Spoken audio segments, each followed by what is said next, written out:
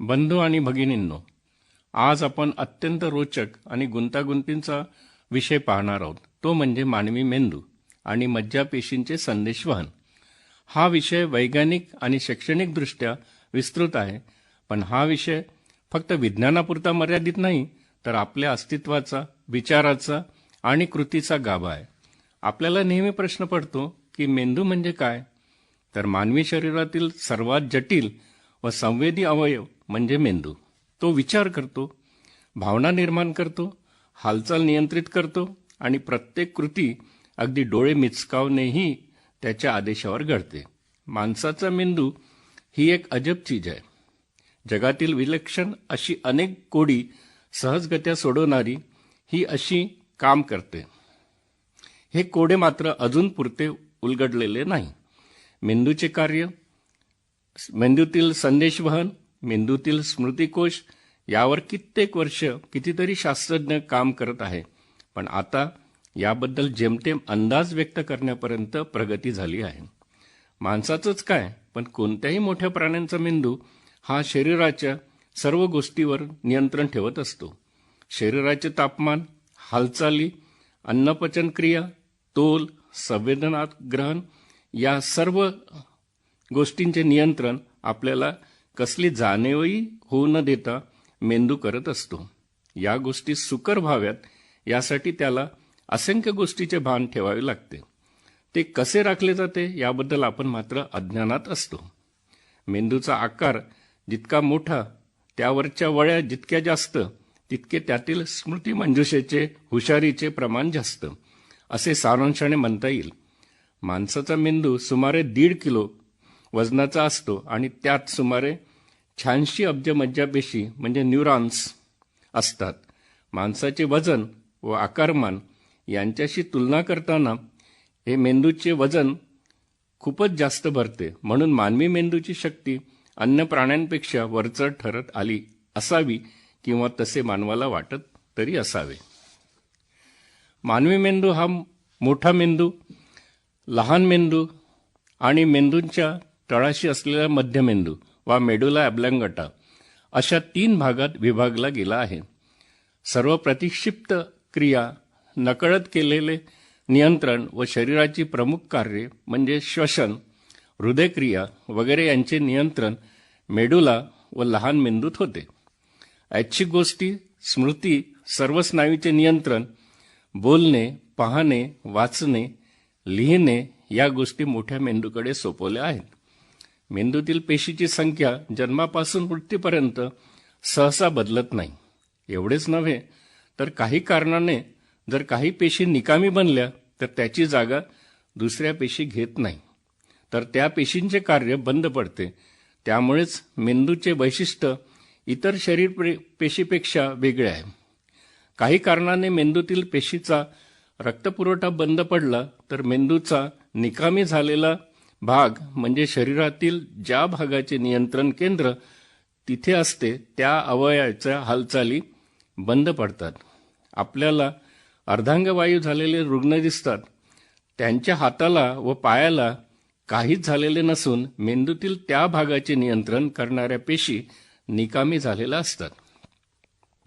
प्रत्येक मज्जापेशी ही दुसऱ्या मज्जापेशीला एका लांब तंतूने जोडलेली असते. प्रत्यक्ष मज्जापेशीचा परिसर छोट्या तंतूंनी संवेदना मिळवत असते.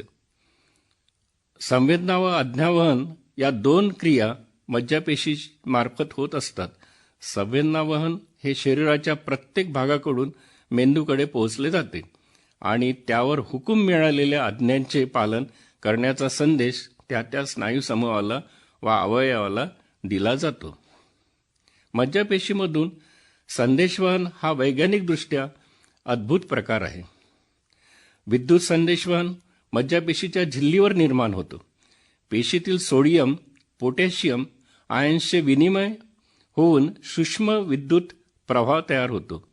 रासायनिक संदेशवहन जेव्हा ॲक्शन पोटेन्शियलच्या शेवटी पोहोचतो तेव्हा न्यूरोट्रान्समीटर्स नावाचे रासायनिक पदार्थ, उदाहरणार्थ डोपामिन, सिरोटोनिन, ॲसेटिलकोलिन हे शेजारच्या पेशीकडे संदेश पोहोचवतात.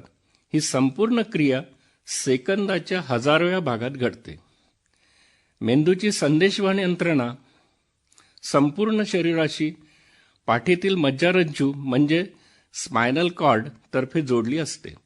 हे संदेशवहन रासायनिक क्रियेतून निर्माण होणाऱ्या विद्युत भारातून होत जाते. अर्थातच संदेशवहनाचा वेग प्रचंड असतो. त्यामुळेच मेणबत्तीवर बसणारा गरम मेणाचा चटका मेंदूकडे क्षणार्धात पोहोचून मेंदूकडून संदेशाचे आज्ञापालन झाल्याने आपले बोट मागे खेचले जाते.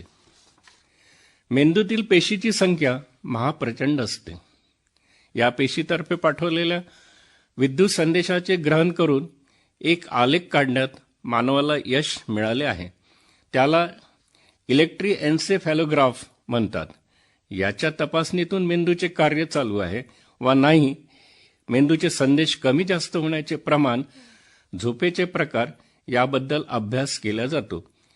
झटके येणारा रुग्ण, बेशुद्ध अवस्थेतील रुग्णांच्या मेंदूचे कार्य, गाढ झोपेत पडणारी स्वप्ने याचा शोध इलेक्ट्रोएन्सेफॅलोग्राफमुळे घेता येतो. मेंदूच्या विकासाची प्रक्रिया गर्भधारणेपासून आयुष्यभर सुरूच असते आणि तो एक अतिशय जटिल, जनुकीय, पर्यावरणीय घटकावर आधारित आहे. नवजात अर्भकात मेंदूचे आकार आणि न्यूरॉन्सच्या घनतेचे प्रमाण जास्त असते. पुढे काही अनावश्यक न्यूरॉन्स नष्ट होतात. बाल्यावस्थेत मेंदूमध्ये अनुरूप सिनाप्टिक कनेक्शन विकसित होतात आणि शैक्षणिक व सामाजिक अनुभवामुळे मेंदूच्या नेटवर्कचे परिष्करण होते. विकासाच्या प्रक्रियेत अनुभव आणि समृद्ध वातावरणामुळे सेरेबल कॉर्टेक्समध्ये जास्त घनता निर्माण होते. बालपणात न्यूरोप्लास्टिसिटी म्हणजे मेंदूची जुळवून घेण्याची आणि नवीन शिकण्याची क्षमता सर्वाधिक असते. या काळात योग्य अनुभव, खेळ, पोषण आणि भावनिक सुरक्षितता दिल्यास मुलांच्या मेंदूतील न्यूरॉन्समधील जोड मजबूत होतात आणि संज्ञानात्मक, भाषिक व सामाजिक विकास वेगाने होतो. शारीरिक क्रिया आणि हालचाल, खेळ, उडी मारणे, सायकल चालवणे, नाचणे किंवा हलका व्यायाम यामुळे मेंदूत रक्तप्रवाह वाढतो. तसेच BDNF नावाचा प्रथिन घटक निर्माण होतो जो नवीन न्यूरॉन्स वाढवतो व जुने मार्ग मजबूत करतो. हात डोळा समन्वय वाढवणारे खेळ जसे पझल्स, ब्लॉक्स आणि बॉल गेम्स मेंदूतील मोटर आणि कॉर्टिकल क्षेत्रे सक्रिय ठेवतात. मुलांना शैक्षणिक तसेच नैसर्गिक वातावरणात जसे संगीत, चित्रकला, निसर्गातील निरीक्षण इत्यादी जर शिकण्याची संधी दिल्यास न्यूरॉन नेटवर्क्स सतत पुनर्बांधणी करतात. विविध संवेदनाच्या जसे दृश्य, श्राव्य, स्पर्शजन्य इत्यादी अनुभव देणाऱ्या खेळामुळे मेंदूच्या विविध भागामध्ये परस्पर जोडणी वाढते. समस्या सोडवणे आणि सर्जनशीलता, पझल्स, ब्लॉक्स, लेगो खेळ, कलेचे प्रयोग किंवा सांधे यांत्रिक मॉडेल्स तयार करणे यामुळे प्रॉब्लेम सॉल्व्हिंग आणि एक्झिक्युटिव्ह फंक्शनिंग सुधारते. संगीत शिकणे किंवा वाद्य वाजवणे हाही एक प्रभावी मार्ग आहे. यामुळे शिकण्याची गती, भावनिक प्रक्रिया आणि लक्ष केंद्रित करण्याची क्षमता वाढते. सकारात्मक संवाद आणि भावनिक आधार पालक, शिक्षक व मुलांमधील भावनिक जोड मजबूत ठेवणे हे अत्यंत महत्त्वाचे आहे. संशोधनानुसार रिस्पॉन्सिव्ह केअर गिव्हिंग असलेले वातावरण म्हणजेच प्रतिसादात्मक प्रेमळ वागणूक मेंदूत सकारात्मक सिग्नल नेटवर्क वाढवते. मुलांच्या चुका त्या शिकण्याचा भाग आहेत हे समजल्यावर ग्रोथ माइंडसेट म्हणजे वाढीचा दृष्टिकोन तयार होतो.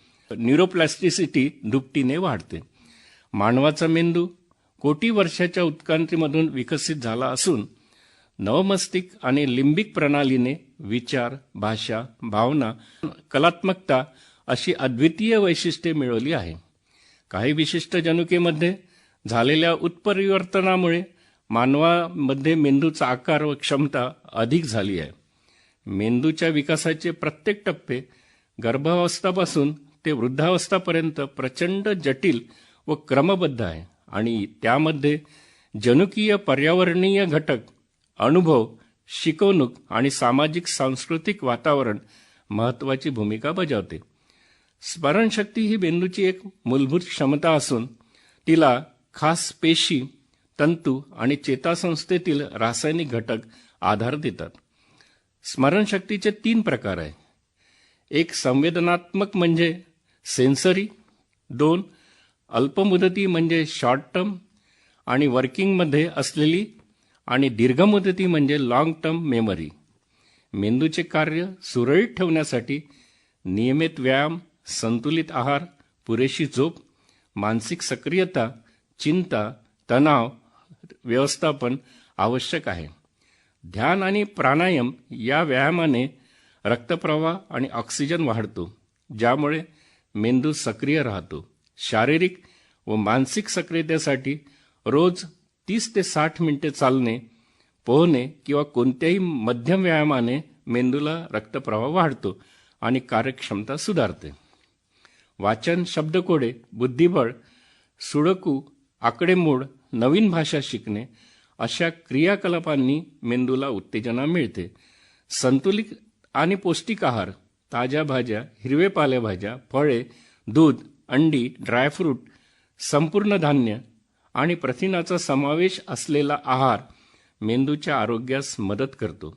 भरपूर पाणी प्यावे, साखर व प्रक्रिया केलेले पदार्थ कमी घ्यावे, तणाव नियंत्रण आणि पुरेशी झोप म्हणजे दररोज 7 ते 8 तासाची अखंड झोप घ्यावी. यामुळे मेंदूची दुरुस्ती, स्मरणशक्तीत वाढ आणि कार्यक्षमता सुधारते. ध्यान आणि तणावमुक्त राहण्याचा प्रयत्न करावा, त्यामुळे चिंता, थकवा आणि गोंधळ कमी होतो. सामाजिक वर्तन, छंदमित्र, कुटुंब आणि सामाजिक संवाद यात सक्रिय राहावे.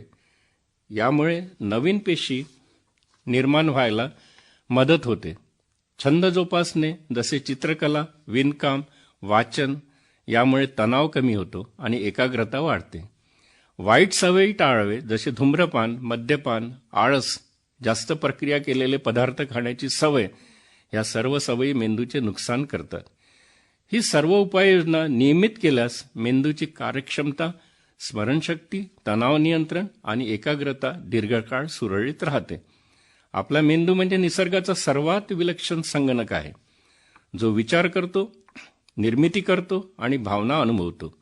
प्रत्येक क्षणी अब्जावधी संदेश प्रवास करत असतात आणि त्यामागे आहे मज्जापेशीचा संदेशवहनाची अद्भुत रचना. आपण या प्रणालीची काळजी घेतली आणि तिच्या विज्ञानाला समजून घेतले तर आपल्या जीवनातील प्रत्येक कृती अधिक प्रभावी व सजग बनेल. आपण सर्वांना माहीत आहे की लहानशा मुंगीला असणारा मेंदू, हत्तीचा मेंदू, माणसाचा मेंदू, शार्कचा मेंदू आणि इतर सर्व प्राणीमात्रांचा मेंदू हा प्रत्येकाच्या गरजाप्रमाणेच फक्त शरीरावर नियंत्रण करत असतो. जसे कॉम्प्युटरचा प्रोग्राम माणूस भरतो व कॉम्प्युटर त्याप्रमाणे काम करत असतो. शेवटी एक प्रश्न नेमका पडतो की या सगळ्यांचे मेंदू कोणी प्रोग्राम केले असावेत बरे? धन्यवाद.